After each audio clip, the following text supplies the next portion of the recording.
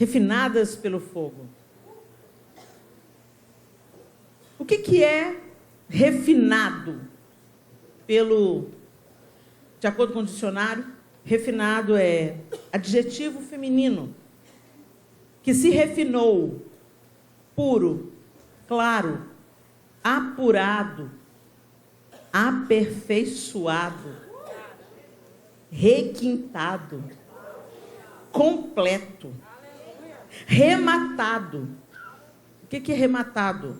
Acabado de forma a não se desfazer. Presta atenção no que é ser refinado. Aí, quando a gente coloca, obrigada, minha flor, vê esse título, Refinados pelo Fogo, imediatamente a gente se lembra do quê? Do ouro. E eu acredito que, eu não sei o que aquelas que me antecederam pregaram, mas acredito que elas tenham trazido essa clareza para vocês. O processo de refinamento do ouro. Quando a pepita de ouro é achada, ela é achada no seu estado bruto. Imediatamente, ela está com muitas impurezas ali na parte externa. Então, imediatamente, ela pode ser lavada. Mas isso não é suficiente para fazer o ouro brilhar, né? Então, ele é lavado, ele é pesado e é feita a fundição do ouro. Ou seja, ele vai ser derretido. E para ele ser derretido, ele vai ser levado a uma alta temperatura. Depois de derretido, ele é vazado para um recipiente metálico grande, cheio com água.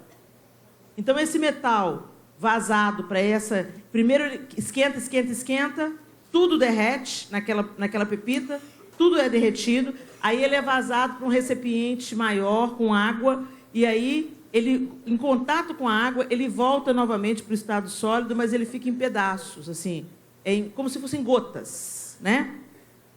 Aí forma-se uma espécie de gotas de metal que facilitarão a corrosão de ácido nítrico.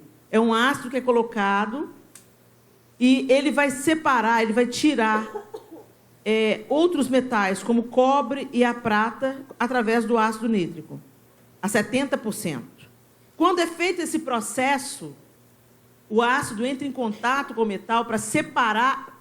Esse contato do ácido ele vai consumir algum tipo de coisa que está ali misturada na pepita, ou vai separar prata, ouro e cobre, que são prata e cobre também são metais nobres.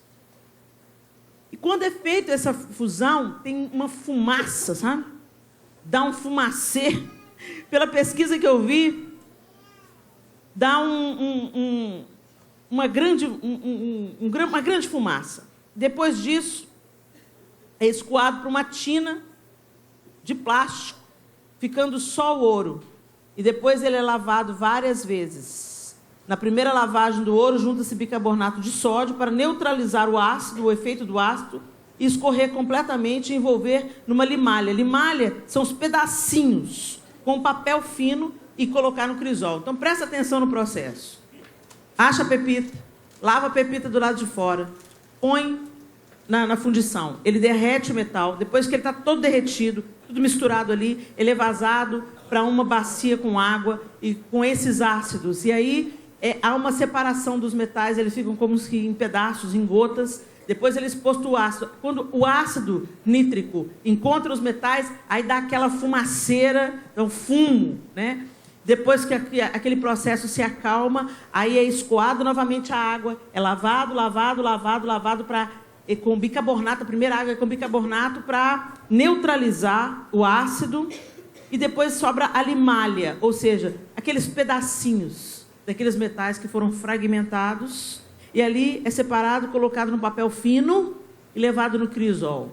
O que é o crisol? O crisol é o recipiente, ou cadinho, né? É o recipiente feito de porcelana, argila ou grafite, usado no processo de fundição, ou seja, de derretimento, né, de alguns metais em joalherias ou laboratórios para aquecer e fundir substâncias. Esse tipo de material resiste às altas temperaturas. Vamos pensar. Quando eu olhei lá no dicionário também, o significado de crisol ou de cadinho, apareceu assim, figurado, aquilo que serve para pôr à prova os sentimentos de alguém. Aprovação. É.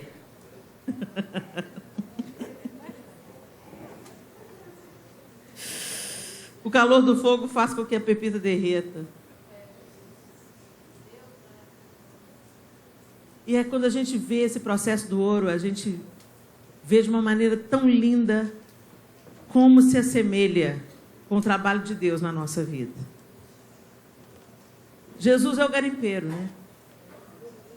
O garimpeiro é aquele que procura no meio das pedras algo de valor. E o mundo todo mundo foi contaminado pelo pecado. Então nós estamos no meio dos detritos de um mundo decadente, destruído. Mas o valor está na pepita, independente do estado onde como ela se encontra. Então, às vezes, você encontra com umas pepitas brutas por aí, você já viu? Você tem certeza que é uma pessoa que Deus tem um sonho, um plano, um propósito na vida dela. Mas ela ainda não descobriu o que é pepita. Ela jura que é cascalho. E ela anda por aí como cascalho, ela vive como cascalho, sendo chutada, desprezada, ignorada, mas ela é uma pepita. Sabe por que ela é uma pepita? Porque ela é feita à imagem e semelhança do Deus vivo. Deus tem um propósito. Onde há vida, há um propósito de Deus. E Deus deu o seu Filho unigênito para que todo aquele que nele crê não pereça, mas tenha a vida eterna. Mas antes de ter o desfecho, porque Deus amou o mundo de tal maneira, Ele amou a todos. Ele enviou o Filho dele por todos. Então, às vezes a gente olha para uns que ainda não descobriram que são pepita, pensa que são cascalho, e a gente também pensa que eles são cascalho. E a gente olha e despreza o precioso de Deus na vida do outro. E a gente despreza, porque às vezes não dá para aparecer, não tem brilho. Olha, gente, só um especialista. Só quem já viu. Se eu vou confessar para você, se eu ver uma pepita em estado bruto por aí, eu chuto ela. O máximo que pode acontecer, eu falo, olha que pedra interessante, exótica, diferente. Vou levar para casa. Mas vai ficar lá. Porque eu não tenho conhecimento. Eu nunca vi uma pepita de ouro em estado bruto. Eu nunca vi um diamante em estado bruto. Só um especialista. O garimpeiro, e ele está caçando ali, ele encontra tanto entulho, mas quando ele encontra uma pepita, ela pode ser feia, deformada, opaca, sem brilho, suja, imunda. Ah, ele faz uma festa. Achei! Encontrei! E assim é a nossa vida. E às vezes, ele dá aquele trato inicial na gente, não é? Ele dá aquele trato inicial, vai lá, lava aquela pedra, tira aquela porcariada, que é muito coincidente com o meio. Se for encontrado no meio do estrume, está cheio de estrume. Não é assim? Você encontrado naquele meio que você está vivendo, você está cheio daquilo que estava do lado de fora de você. Você estava cercada por aquela situação, e aí ele vem e dá uma limpeza a princípio. Já melhora o estado da peça. Você lembra quando você encontrou Jesus? Só Jesus na causa, né? Às vezes você entrava na igreja toda rebolativa, com aquela calça que Deus é justo, mas só, né? Nem se comparava a sua calça, né? Aí olha a diaconisa para você, filha, por que você está com essa roupa, querida? Eu já preguei aqui sobre isso, muitas vezes a gente para no nível da religião, e a religião transforma a gente só por fora. E a gente não pode parar aí, não. Porque Jesus pode transformar por fora, pode limpar por fora, mas a religião também faz esse serviço. A gente faz esse serviço, né? A gente começa a olhar para a irmã que está com a calça justa. Olha lá vem a pericrente. Aí, né? Em vez do Espírito Santo fazer a obra, você vai lá fazer, né? Na vida da outra, né? Foi isso que Jesus mandou fazer, mas é isso que a gente faz. É ou não é? Ninguém chama a irmã com amor e fala assim, minha linda, deixa eu te falar. Né? Como mães espirituais. Isso é raro de acontecer. Ainda acontece, graças a Deus, mas é raro. Imediatamente a pessoa para de vir com aquela calça, porque ela sente os olhares atravessando ela da cintura para baixo, ou o decotão, né? A pessoa não fala nada, mas fuzila com o olho, né? É assim? Queima, a gente queima com o olho. Né? Mas Jesus também faz isso com a gente. Ele dá aquele banho na gente, ele muda nosso aspecto imediato. Mas o Senhor é tão lindo que Ele nunca fica na superfície. Ele não é Deus de superfície. Águas profundas é o que Ele tem pra gente. Mas é lindo que Deus é um gentleman. E Ele vai trabalhando na gente na medida que a gente aguenta. Porque se Deus já pega pesado, já de largada, não dá para você dar feijoada para beber, gente. Né? Não dá. Então Ele vai com leitinho, com graça e com paciência. Né? E vai nos alimentando, nos nutrindo. Aí a gente passa pelo discipulado, a gente vai recebendo através das pessoas que Deus coloca na nossa vida. E é tão gostoso, tão maravilhoso. Mas, gente, chega um momento que o leite só não basta. Chega um momento que só a papinha não basta. E você precisa de alimento mais sólido, mais forte. E você está pronto para passar por provas mais difíceis. E você não é mais carregado, você começa a dar os seus primeiros passos. E depois que você se desenvolve nos seus primeiros passos, você começa a correr.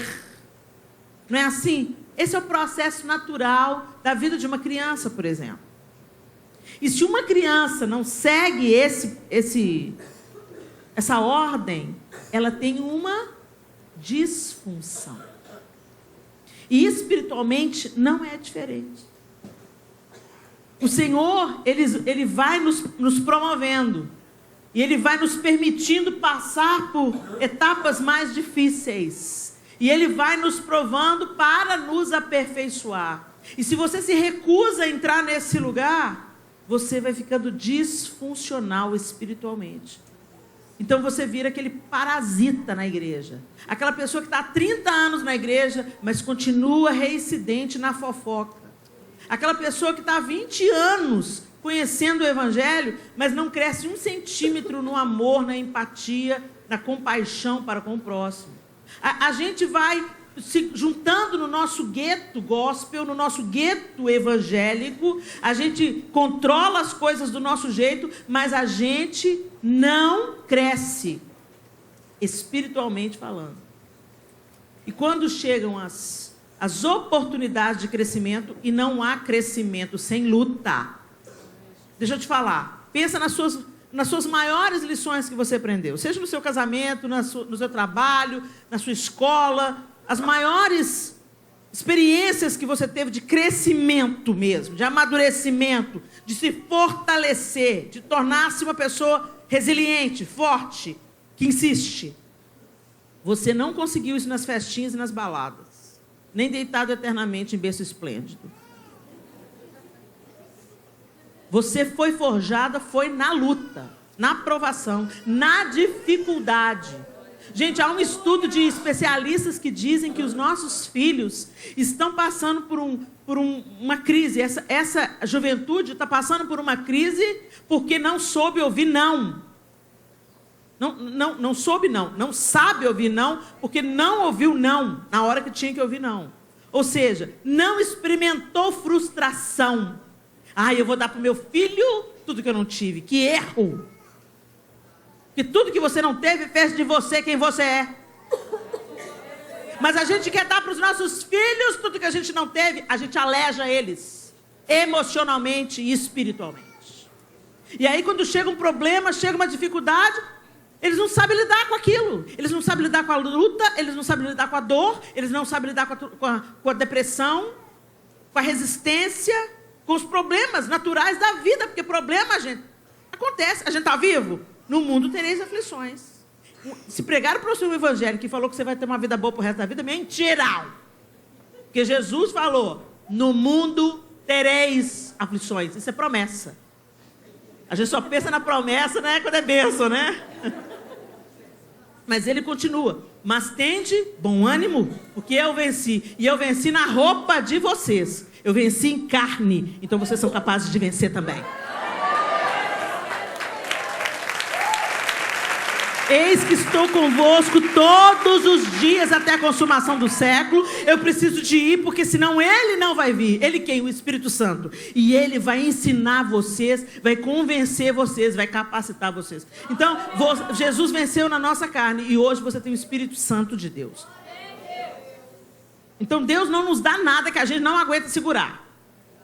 E muitas vezes nós não aguentamos segurar porque estamos acomodados, mimados, aleijados espiritualmente. Porque você às vezes ouviu um falso evangelho. Um evangelho que diz que só você vai ter só bênção na vida, vai ter só vitória na vida. Deus é por nós, quem será contra nós? E é a pura verdade. Mas vamos para a palavra de Deus?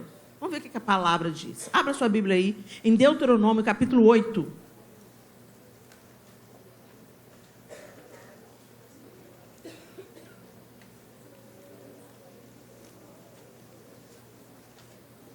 Deuteronômio, capítulo 8. Nós vamos ler a partir do verso 1. Gênesis, Êxodo, do Levítico, Números, Deuteronômio. O 5º livro da Bíblia. Para você que está na dúvida aí. Todo mundo achou? Amém. Aleluia. Na minha Bíblia, que é a NVI, o título é o seguinte: a disciplina do Senhor no caminho para a boa terra. Ou seja, Deus deu essa instrução para o povo que estava a caminho da terra de Canaã. Tenham cuidado de obedecer a toda a lei que eu hoje ordeno a vocês, para que vocês vivam, multipliquem-se e tomem posse da terra que o Senhor prometeu com juramento aos seus antepassados. Verso 2. Lembrem-se de como o Senhor, o seu Deus, os conduziu por todo o caminho no deserto, durante esses 40 anos, para humilhá-los e pô-los à prova, a fim de conhecer suas intenções, se iriam obedecer aos seus mandamentos ou não. Verso 3. Assim ele os humilhou e os deixou passar fome, mas depois o sustentou com o maná, que nem vocês, nem os seus antepassados conheciam, para mostrar a vocês que nem só de pão viverá o homem, mas de toda palavra que procede da boca do Senhor. O próprio Jesus citou essa escritura quando esteve. As roupas de vocês, verso 4, as roupas de vocês não se gastaram, e os seus pés não incharam durante esses 40 anos. Saibam, pois, em seu coração, que assim como um homem disciplina o seu filho, da mesma forma, o Senhor, o seu Deus, os disciplina. Obedeçam aos mandamentos do Senhor, o seu Deus, andando em seus caminhos e dele tendo temor, pois o Senhor, o seu Deus, os está levando a uma boa terra, cheia de riachos e tanques de água, de fontes que jorram nos vales e nas colinas. Terra de trigo e cevada, videiras e figueiras, de romãzeiras, azeite de oliva e mel. Terra onde não faltará pão e onde não terão falta de nada. Terra onde as rochas têm ferro e onde vocês poderão extrair cobre das colinas. É tão interessante que depois dessa advertência, desse ensino, vem uma outra palavra, dizendo aqui na minha Bíblia, está advertência contra a ingratidão. Depois que tiverem comido até ficarem satisfeitos, louvem o Senhor, o seu Deus, pela boa terra que deu a vocês. Tenham cuidado de não se esquecer do Senhor, o seu Deus, deixando de obedecer aos seus mandamentos, às suas ordenanças e aos seus decretos que hoje ordeno a vocês. Não aconteça que depois de terem comido até ficarem satisfeitos, de terem construído boas casas e nelas morado, de aumentarem os seus rebanhos, a sua prata, o seu ouro e todos os seus bens, o seu coração fique orgulhoso e vocês se esqueçam do Senhor, o seu Deus, que os tirou do Egito, da terra da escravidão. Olha isso, gente. Essa é a palavra do Senhor. Aí, tem aqueles que vão dizer assim, Helena, aqui, isso é Antigo Testamento, minha filha. Gente, eu não sei de onde que vem essa teologia que fala que o Antigo Testamento é neutralizado. Jesus não veio revogar a lei, ele veio cumprir a lei. E ele mesmo citou essa escritura, valorizou cada letra, cada curva da escritura. Então, isso é um ensino doente. Agora, se a gente precisa de um respaldo do Novo Testamento, então deixa eu lembrar a vocês algumas coisas. Não preciso de abrir não, só presta atenção. 1 Pedro 1, 6 a 7. Nisso vocês exultam, ainda que agora por um pouco de tempo devam ser entristecidos por todo tipo de provação. Assim acontece para que fique comprovado que a fé que vocês têm, muito mais valiosa do que o ouro que perece, mesmo que refinado pelo fogo, é genuína e resultará em louvor, glória e honra quando Jesus Cristo for revelado. O que o apóstolo Pedro está dizendo aqui é que nós passaremos, vamos ser entristecidos e por todo tipo de provação. Depois, ainda em 1 Pedro, no capítulo 4, se algum de vocês sofre, que não seja como assassino, ladrão, criminoso, ou como quem se intromete em negócios alheios. Contudo, se sofre como cristão, não se envergonhe, mas glorifique a Deus por meio desse nome. 1 Pedro 4, 15 e 16. Então cristão também sofre. A gente tem um ensino falso que entrou, é que quem está vivendo infidelidade diante de Deus não vai ter prova. Mentira! A palavra de Deus está dizendo outra coisa. Então os discípulos todos desviaram do evangelho, né? Porque exceto João, todos eles morreram de morte violenta. Eles foram presos, açoitados, escorraçados, rejeitados, humilhados, mortos à espada, decapitados. Então Jesus não estava com eles? Que cristianismo é esse? Que fala que a dor, o luto, a provação é a lei. Não, debaixo da graça de Deus também tem provação, também tem luta. Mas o que Pedro está dizendo é que vocês não sofram por causa dos pecados. Que não sofram como ladrões, que não sofram como criminosos. Porque a gente sabe que o sofrimento é a consequência do pecado. Tem um sofrimento que vem como consequência das nossas escolhas. E, gente, dura coisa, porque é um sofrimento infrutífero. É um sofrimento que vem como colheita, já é o resultado final. Agora, quem sofre como cristão, o resultado não chegou ainda. O resultado é o processo. O final, o que o apóstolo Pedro está dizendo aqui, é peso de glória. É glória ao nome do Senhor.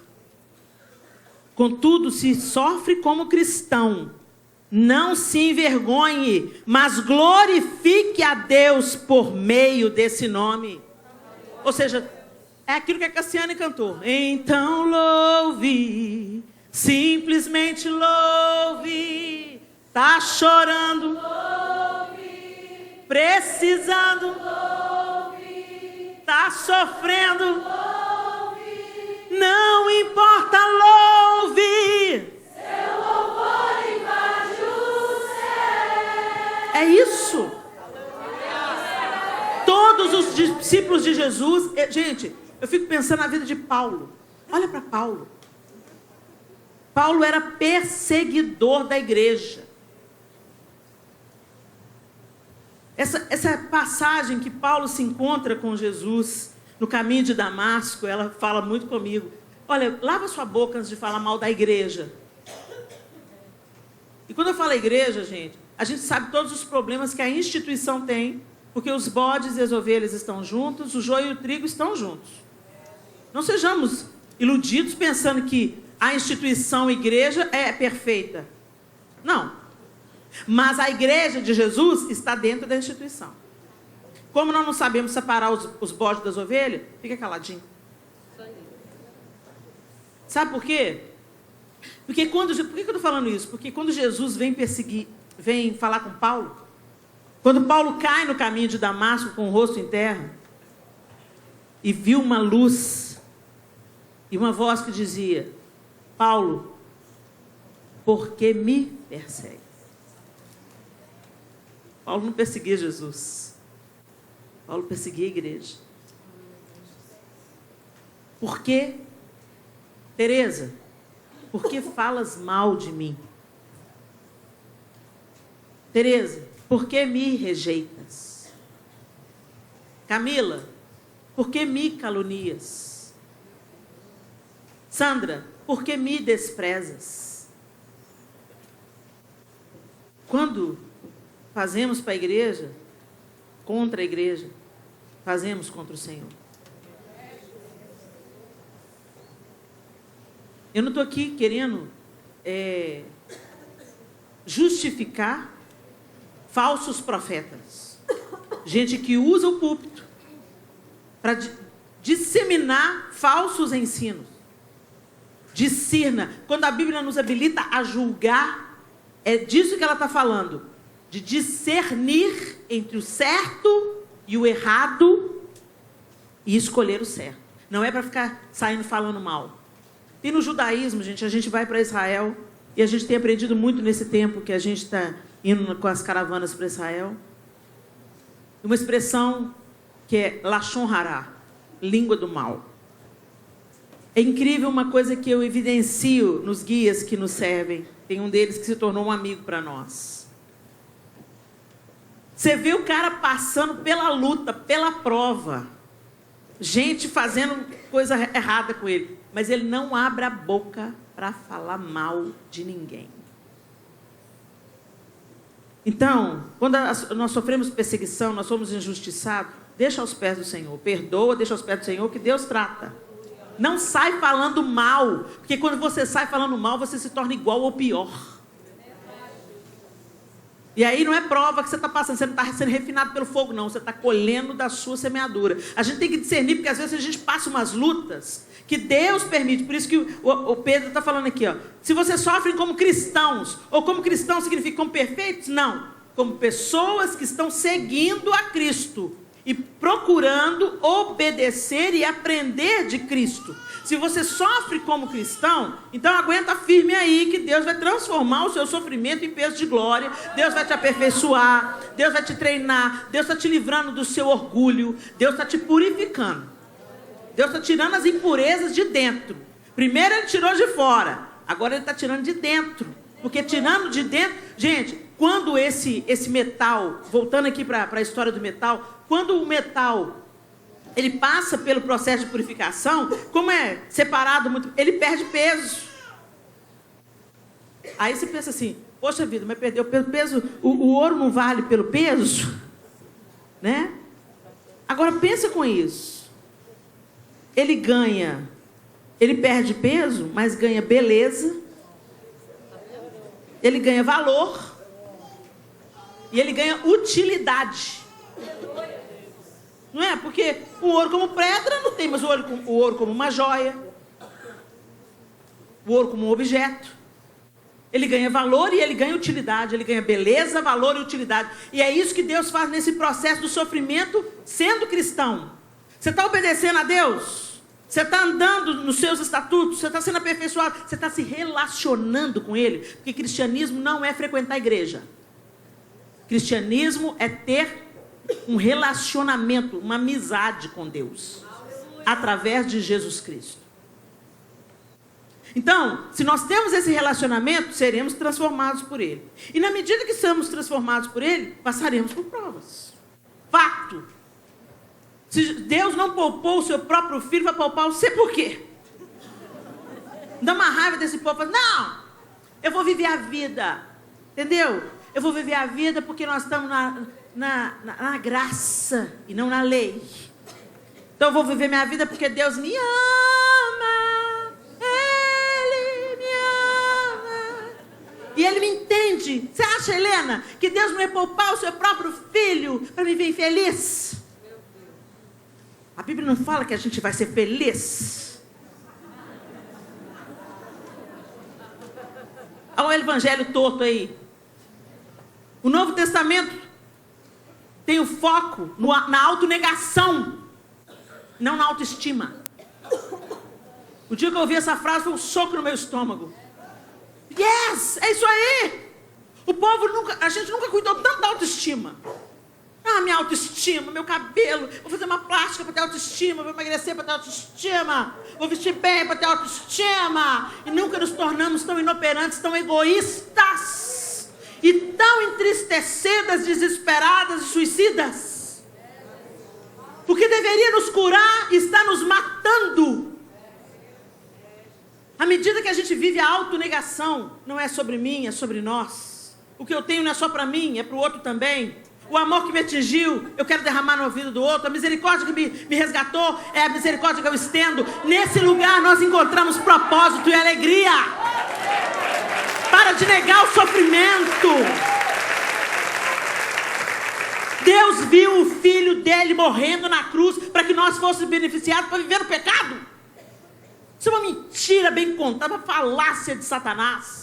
Quando a gente entende a graça, a gente não se entrega ao pecado. Quando a gente entende a graça, a gente fala: como é que o Senhor pôde me amar tão podre do jeito que eu sou? Eu quero corresponder a esse amor. Eu quero dar minha vida inteira para o Senhor. Eu quero me gastar para o Senhor. Eu quero dizer não para o meu desejo, para o meu pecado, para ser totalmente do Senhor.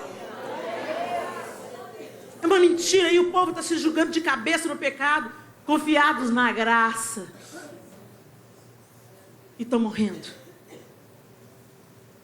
Ou às vezes o diabo não te leva para o pecado deliberado, escandaloso, mas ele te mantém dentro da igreja, vivendo para o seu próprio umbigo, só focado em você mesma, só nas suas necessidades, nos seus prazeres, nas suas listas de oração, como se Deus fosse o gênio da lâmpada.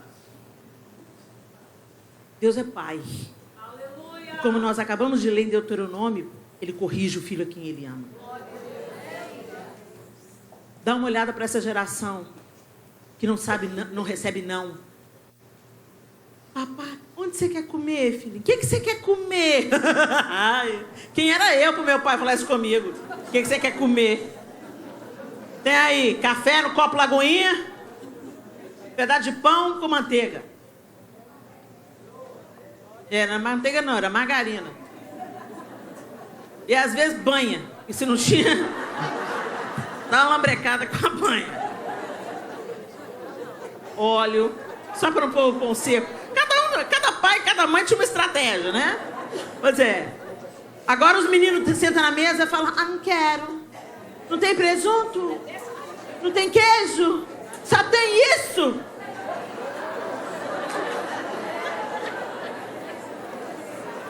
Aí a gente está falando mal dessa geração, mas a gente espiritualmente está igualzinho.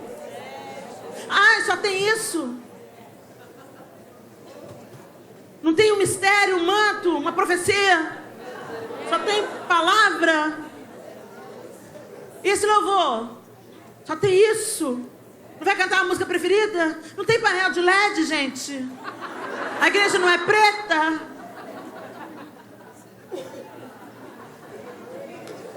Queima mesmo. Deixa queimar. Queima, Jesus.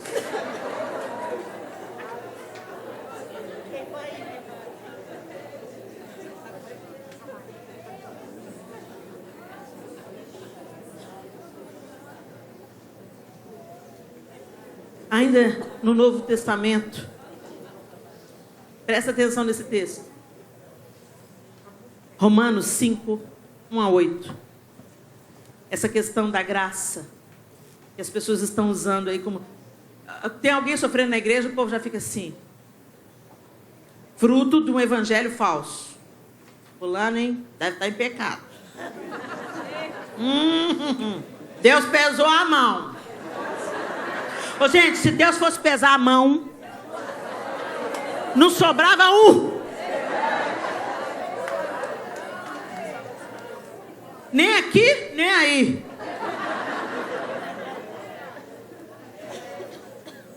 Agora, em uns ia ser muito vergonhoso, porque, olha, gente, sabe o que eu acho que é a coisa mais dura, mais difícil que tem? É alguém estar na frente, na liderança, ministrando, em pecado. Porque tem muitos que acreditam assim, Deus está me usando, então tá tudo bem. Tá não. Dura coisa. Deus usa mula. Deus usa pedra. Deus usa o próprio diabo. Ele usou Satanás na vida de Jó. Para purificar Jó. Deus usa quem Ele quer. Não significa que Deus está usando, que Deus está aprovando. Agora, dura coisa é ter sendo usado por Deus e reprovado por Ele. Tenha misericórdia de nós, Senhor. Vamos lá para a palavra. Tendo sido, pois, justificados pela fé, temos paz com Deus por nosso Senhor Jesus Cristo, por meio de quem obtivemos acesso pela fé a essa graça na qual agora estamos firmes. E nos gloriamos na esperança da glória de Deus. Não só isso, mas também nos gloriamos nas tribulações, porque sabemos que a tribulação produz perseverança, a perseverança, um caráter aprovado, e o caráter aprovado, esperança, e a esperança não nos decepciona, porque Deus derramou o seu amor em nossos corações, por meio do Espírito Santo que Ele nos concedeu. De fato, no devido tempo, quando ainda éramos fracos, Cristo morreu pelos ímpios.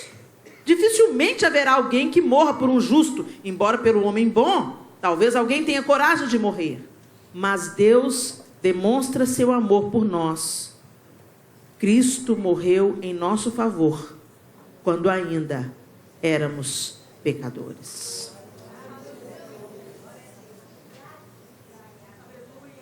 Então aqui o que está sendo dito é que, sim, nós vivemos pela graça. Sim, Deus derramou o amor sobre nós, sendo nós ainda pecadores. E sim, nós vamos passar por tribulações, porque a tribulação produz. E a perseverança produz caráter aprovado, e o caráter aprovado produz esperança. Mas a gente não quer passar por essas etapas. Por isso estamos perdendo a esperança. Olha as etapas para chegar na esperança. A tribulação produz perseverança. A gente não quer perseverar. Ah, o casamento está ruim? Vamos chutar o balde, gente. Já deu, a fila anda. Já deu, não. Eu não sou obrigada. Eu mereço ser feliz. Vem a felicidade aí de novo. Eu vou ser feliz e que se dane o mundo.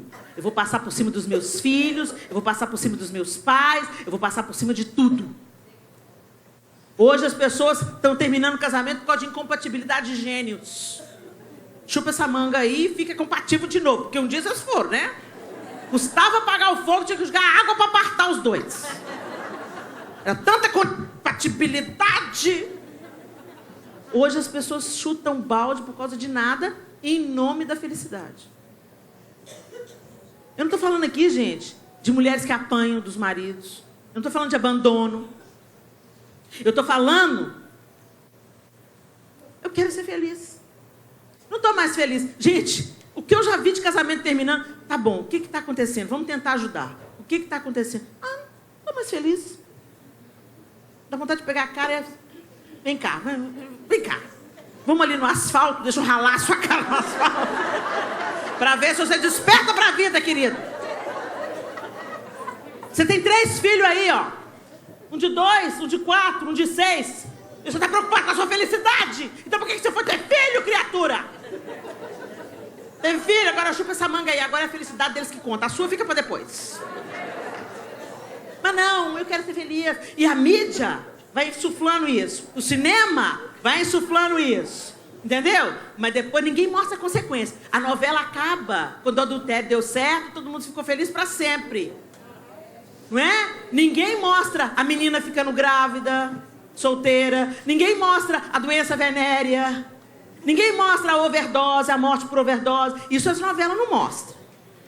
Mostra só você vivendo o seu prazer, fazendo a sua vontade, e no final deu tudo certo. Mas na vida real não é isso que está acontecendo, não. A consequência vem. Então a tribulação, ela produz perseverança. Esse é o propósito da tribulação. Então quando chega esse deserto no casamento, ou em outro relacionamento qualquer, ou lá no trabalho que você está passando, ou na igreja que você está frequentando, chega aquele período assim que não está tão bom, a coisa não está tão legal mais. Fica aí. Fica firme aí. Porque te serviu quando estava bom, então agora seja você a resposta. Seja você a coisa boa acontecendo no meio do caos. Seja você a pessoa que está plantando no casamento. Tá ruim, mas eu estou aqui. Eu já desfrutei. Já chupei essa manga, foi maravilhosa. Agora eu deixa eu roer esse caroço. Não, mas a gente só quer levar vantagem em tudo, certo? Só quem tem mais de 40 entende a piada. O povo de Deus não é o povo que leva vantagem em tudo, certo? O povo de Deus é aquele que faz certo, haja o que houver, custe o que custar.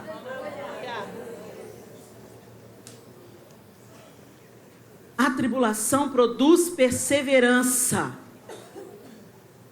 E a perseverança, um caráter aprovado.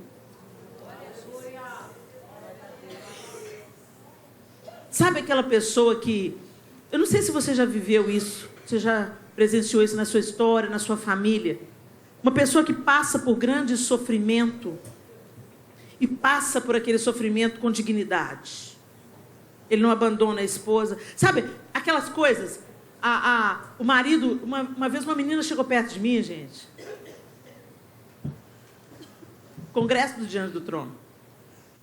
Mulheres Diante do Trono. E a moça, eu não me lembro o nome dela. Ela chegou para mim e falou assim: Helena, eu estou voltando feliz para casa. A sua palavra me encorajou muito. Me ensinou muito como esposa, como mulher. Eu estava tão cansada. Tão cansada. Mas agora eu estou voltando com as minhas energias renovadas. Eu vim aqui buscando renovo. E eu estou voltando para casa renovada. Para o amor da minha vida. E eu, que coisa boa, minha linda. Ela falou assim: o amor da minha vida, Helena, está numa cama tetraplégico há 3 anos.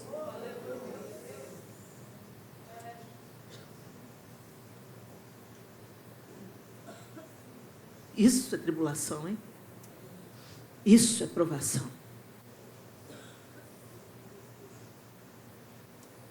Eu não sei se você já viu alguém ficar quando tinha tudo para ir. Mas é lindo de ver. Faz a gente voltar a ter esperança no ser humano. Espera aí, a coisa não está tão ruim não. Porque aquele ali, tinha tudo para abandonar a esposa, mas está lá. Aquela lá tinha tudo para chutar o balde, ela é nova, ela pode recomeçar a vida. Mas ela fez votos. E ela está honrando os votos. Na alegria, na tristeza, na saúde, na doença. É lindo de ver, é inspirador de ver. É fácil para quem está vivendo? Não é fácil. Mas Jesus falou: no mundo tereis aflições. Mas eu vou estar com vocês, eu vou estar com vocês. Sabe, você acha que foi fácil para Daniel ser lançado na cova dos leões? Você acha que foi fácil Mesaque, Sadraque, Abednego ser lançado na fornalha? Deus não livrou eles da fornalha, mas livrou eles na fornalha. Deus não livrou Daniel da cova, mas livrou Daniel na cova. E você é crente e pensa que não tem que passar por prova? Paulo, esse Paulo, que foi perseguidor da igreja, que foi perseguidor de Jesus, foi transformado num dos homens mais apaixonados, e o evangelho só chegou nas nossas mãos por causa de Paulo. O evangelho chegou a nós, gentios, por causa de Paulo. E ele foi moído, e ele foi preso, e ele foi açoitado, e ele foi apedrejado, e tinha um espinho na carne que Deus não retirou. Então não vem com essa história que sofrimento é para o Antigo Testamento, não, que isso é uma mentira. Isso é um evangelho falso. O sofrimento está na nossa trajetória. Mas como nós vamos reagir a ele?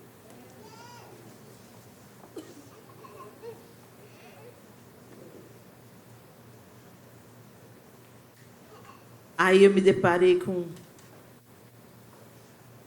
mais uma no Novo Testamento. Para aqueles que acham que o sofrimento não cabe no cristianismo.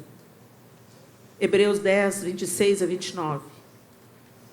Se continuarmos a pecar deliberadamente, depois que recebemos o conhecimento da verdade, já não resta sacrifício pelos pecados, mas tão somente uma terrível expectativa de juízo e de fogo intenso que consumirá os inimigos de Deus. Quem rejeitava a lei de Moisés morria sem misericórdia pelo depoimento de 2 ou 3 testemunhas. Quão mais severo castigo, julgam vocês, merece aquele que pisou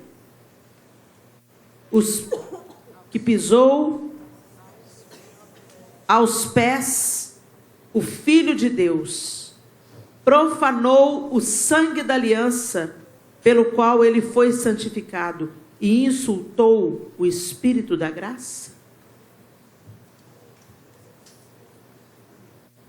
O fogo vem para aperfeiçoar, mas o fogo também vem para queimar aquilo que é vil.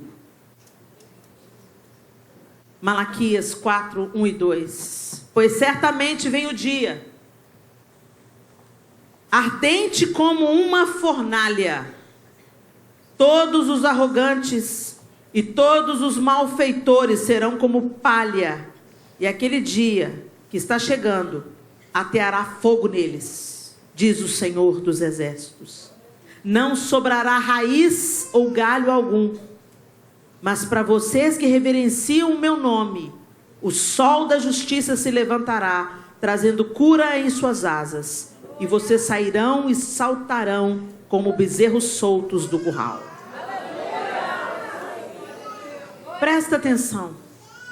O mesmo fogo que purifica aquele que anda nos caminhos do Senhor é o fogo que destrói aqueles que abominam o Senhor.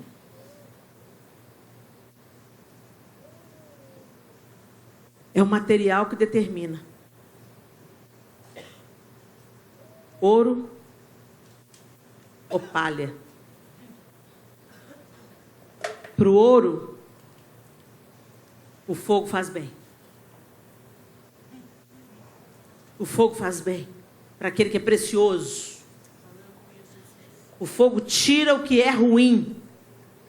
O fogo consome as impurezas. Purifica. Melhora, aperfeiçoa, acrescenta beleza, valor e utilidade. E o fogo destrói a palha. E aqueles que abominam os caminhos do Senhor. Por isso, só Deus faz isso. Nós não colocamos fogo em ninguém, nós não condenamos ninguém ao inferno, porque só Deus conhece o que está dentro. Só Deus sabe o que tem dentro, se é palha ou se é metal precioso. Só Deus conhece o coração do homem, por isso só Ele julga. Até lá, nós olhamos para cada ser humano pensando, feito à imagem do Deus invisível. O propósito de Deus tem sobre essa vida que venha a obra do garimpeiro sobre cada um deles. O que a gente aprende nas Escrituras é que a luta vem. O fogo vem, a fornalha vem. Para justos e para injustos. Para pecadores e para aqueles que têm buscado a santidade. Alguns males nós trazemos para a nossa própria vida pelas escolhas que fazemos. Mas outros males virão sobre nós sem que a gente tenha sobre eles nenhum tipo de influência. O luto está na jornada humana. O relacionamento equivocado está na jornada humana. O que as pessoas, outras pessoas fazem conosco, o sofrimento que outras pessoas nos provocam, nossos pais, nossos filhos, nosso cônjuge, está na jornada humana. Todos nós aqui nessa sala temos a nossa fornalha particular, o nosso cadinho, o nosso crisol. O que vai sobrar?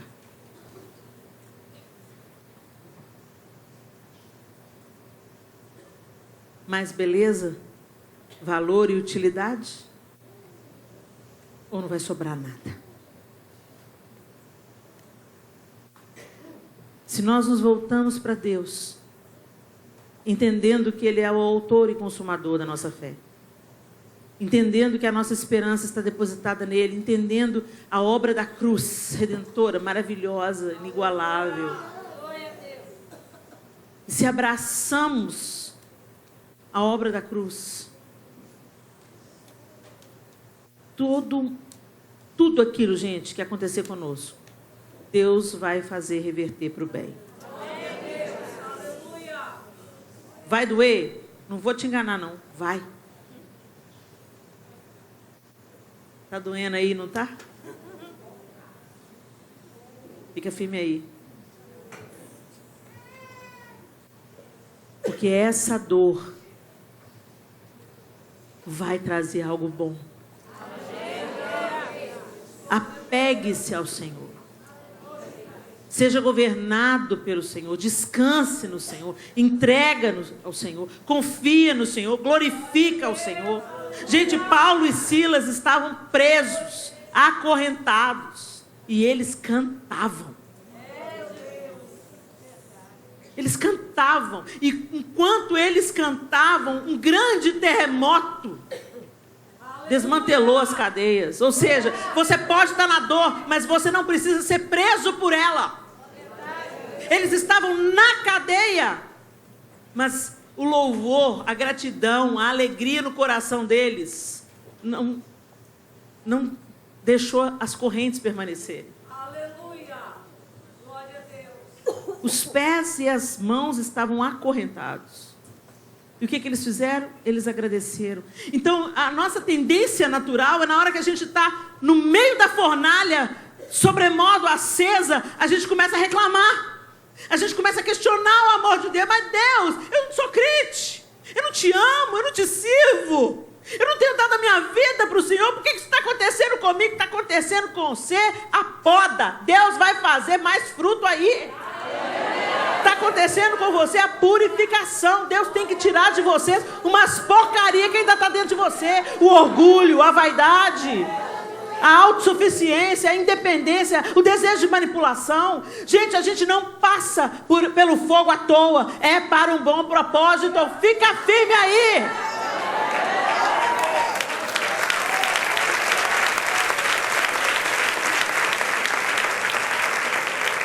Para de murmurar.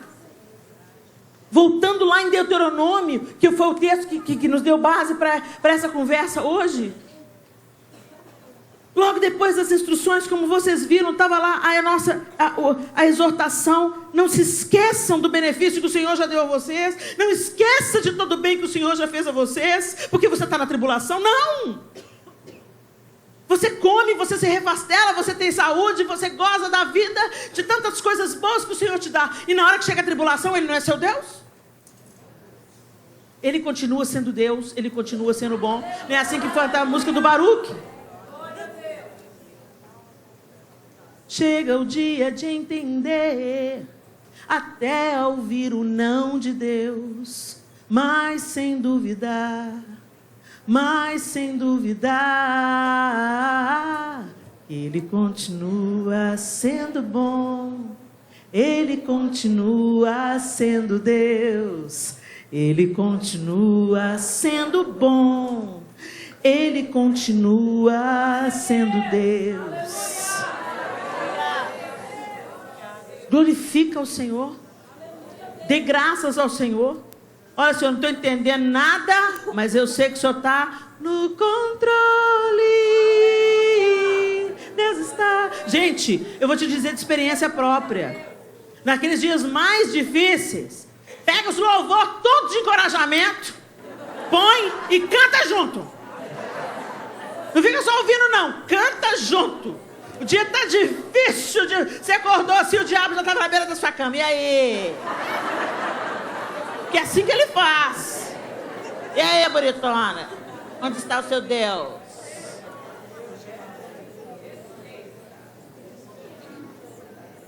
Aí você... Mesmo quando não posso entender, minhas lágrimas me impedem de te ver. Seus caminhos são mais altos que os meus. Seus mistérios mais profundos do que eu. Te adoro, Senhor. Calo meu coração e me prostro. Te adoro, Senhor. No dia mau quero proclamar. Confio em teu amor que não mudará. Nem mesmo a morte pode me separar do teu cuidado e proteção. Mesmo quando eu não te vejo, sei que a tua mão me sustenta.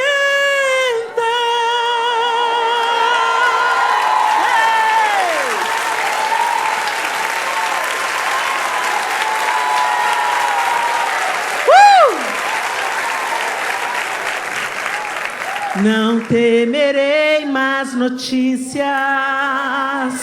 Não temerei más notícias, mesmo no vale da sombra da morte, comigo tu estás,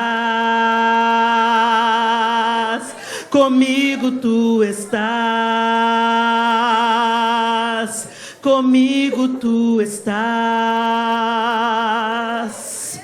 Eis que estou convosco todos os dias até a consumação dos séculos. É permitido chorar? É permitido chorar. Bendito seja Deus que a gente tem lágrima para chorar. Chora mesmo. Chora, estribucha, mas no lugar certo, aos pés do Senhor. E agradeça. Bendiga o Senhor. Ele não se levantou do trono, ele não está distraído, ele não cochila, ele não dorme. Ele não está medindo forças com Satanás. Ele é criador, Satanás é criatura.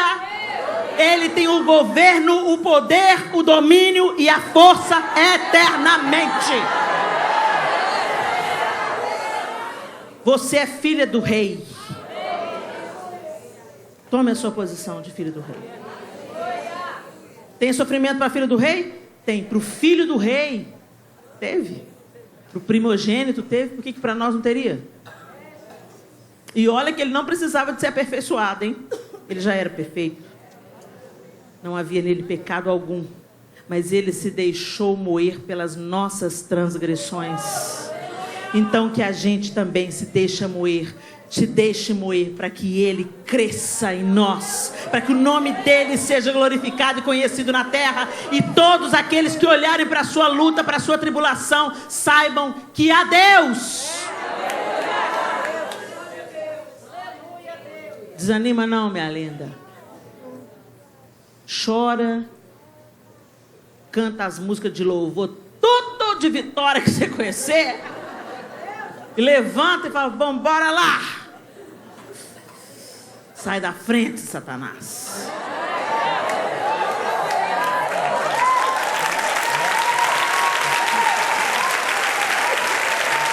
Maior é o que está em nós. Maior é o que está em nós. Maior é o que está em nós. Helena, e se não tiver o desfecho que a gente está esperando?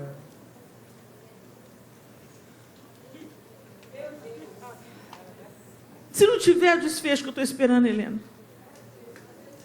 E se o mar não abrir Se o faraó me alcançar, eu não vou desistir, não vou duvidar. E se o gigante não cair, se a fornalha me queimar, mesmo que eu morra aqui, sei que amanhã... Você já sabe o fim dessa história. Você já sabe o fim da história. Deus abençoe vocês. Fique de pé no seu lugar.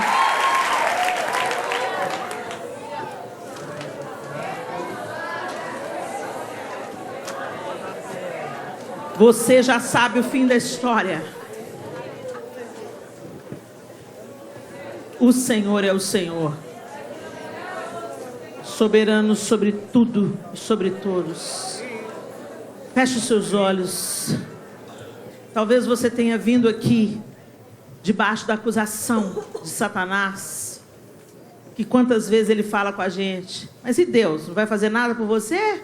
E essa situação que você arrasta há anos, não muda nunca, você ora, não está acontecendo nada.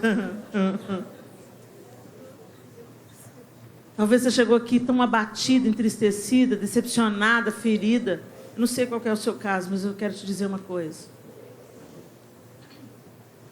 Deixa o Senhor trabalhar. Tira a mão. Às vezes Deus quer trabalhar em nós e a gente fica se esperneando, se contorcendo, resistindo, questionando, murmurando, e a gente só prolonga o deserto. O que era para ser uma travessia de poucos dias, vira uma travessia de 40 anos. Por causa da incredulidade, por causa da murmuração. Você vai estendendo o seu deserto. Você vai aumentando o volume da fornalha. Deixa Deus usar o fogo para o bom propósito. Tirar o que não presta. Deixa Ele levar o orgulho, a altivez, a arrogância. Deixa Ele levar. Deixa queimar. Deixa ser destruído o orgulho. Gente, não tem jeito melhor do que Deus destruir o nosso orgulho, queimar o nosso orgulho, expondo a vergonha. E se tem uma coisa que pode deixar levar o orgulho, porque Deus resiste ao soberbo. E você não quer a resistência de Deus, você quer o abraço de Deus. Então, gloriosa coisa é ser humilhado publicamente, pela permissão de Deus. Gloriosa coisa. Sabe por quê? Ele está te aproximando dele. Aos humildes Ele concede a sua graça. O filho dele foi humilhado, morreu a morte mais humilhante. Vocês acham que Jesus estava vestido na cruz, gente? Sabe aquele paninho que aparece lá nos crucifixos que você conhece? Não tinha. O propósito ali era humilhação pública. Quando a gente anda na Via Dolorosa em Israel, a gente anda no meio do mercado. Possivelmente era assim nos tempos de Jesus, porque o Império Romano queria punir exemplarmente para conter a rebelião. Então passava no meio de onde o povo estava. O Filho de Deus foi humilhado pelas nossas faltas. Se deixe humilhar para que Ele seja aperfeiçoado em você. Não tema a humilhação. A humilhação, ela bate o orgulho dentro de nós. As vaidades, que a gente nem sabe que cultiva.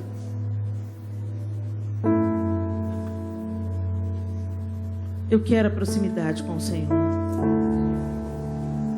Eu quero a mão dele sobre mim. Eu não quero a mão dele no meu peito me resistindo. Eu quero o abraço dele. E se eu tenho que passar pela vergonha, eu passo pela vergonha. Se eu tenho que passar pela rejeição, eu passo pela rejeição. Vai produzir peso de glória. Vai trazer proximidade no seu relacionamento com Ele. Vai aperfeiçoar você. Vai te dar um novo olhar para o próximo. Vai gerar empatia, misericórdia. Vai fazer o seu amor ser provado e aperfeiçoado. vai valer a pena. Vai valer a pena.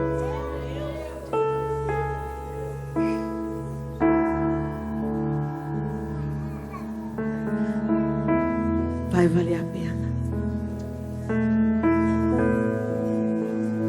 Vai valer a pena. Vai valer a pena. Vai valer a pena mesmo.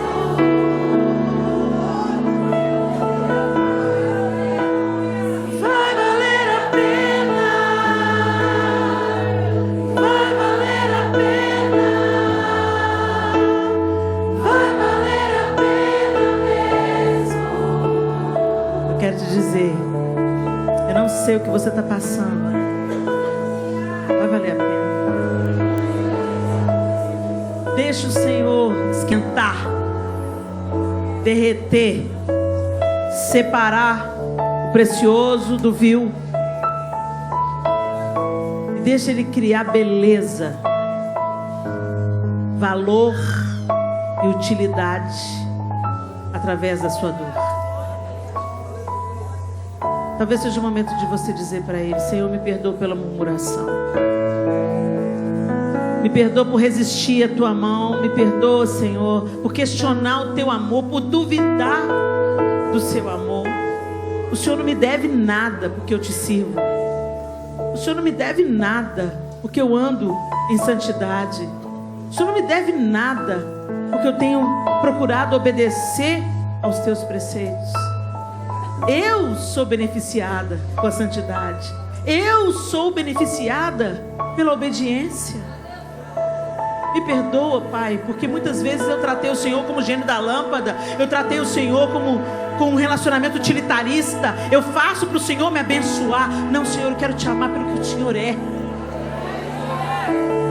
pelo que o Senhor já fez, porque eu só tenho acesso ao Senhor, eu só tenho acesso à vida, porque o Senhor já fez tudo o que o Senhor precisava fazer. E se o Senhor não fizer mais nada, o Senhor já fez tudo, Pai. Glória ao Teu nome, porque o Senhor já fez tudo. Glória ao Teu nome, glória ao Teu nome. Abra sua boca, fala com o Senhor aí no seu lugar. Apresenta diante do Senhor o seu coração e peça perdão pela resistência, peça perdão pelas muitas perguntas, peça perdão pela incredulidade que às vezes tornou o seu coração tão endurecido. Peça perdão, Senhor, me perdoa, Pai, por murmurar, me perdoa por não acreditar, me perdoa por duvidar do seu amor, me perdoa, Pai. Eu sou sua. Seja aperfeiçoado em mim, Senhor. Eu sei que o Senhor nunca vai me dar algo que eu não consiga suportar. Que o Senhor continue me sustentando e que eu veja isso. A Tua mão, a Tua destra fiel, me mantendo de pé, me sustentando, me ajudando no dia que eu estiver frágil, que eu estiver fraca. O Senhor me levanta, a Sua mão me levanta. Porque eu creio que a Tua palavra, naquilo que a Tua palavra diz, e a Tua palavra diz que o Senhor não nos dará tentação, provação, além daquilo que a gente pode suportar. O Senhor prometeu que o Senhor venceu e que nós venceríamos também. O Senhor prometeu que o Senhor estaria conosco todos os dias até a consumação do século. Então a Sua presença é suficiente. A paz que excede o entendimento é aquilo que eu tenho no Senhor, e é isso que eu escolho, em nome de Jesus. Feche os seus olhos e fale com o Senhor. Te direi.